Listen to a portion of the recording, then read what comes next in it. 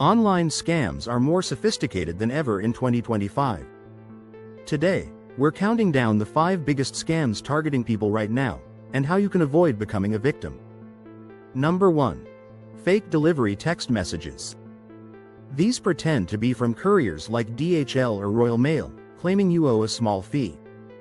Click the link, and scammers steal your card details.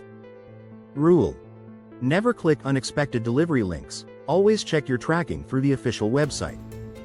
Number 2. Phishing emails from trusted companies. In 2025, AI-generated emails look more realistic than ever.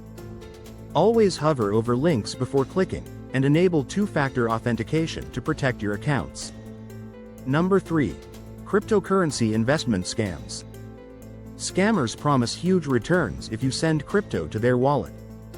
Once you send it, it's gone forever. Rule: if it sounds too good to be true, it is. Number 4. Fake tech support pop-ups. These pretend your device is infected and give you a phone number to call. The technician will take control of your device and steal data.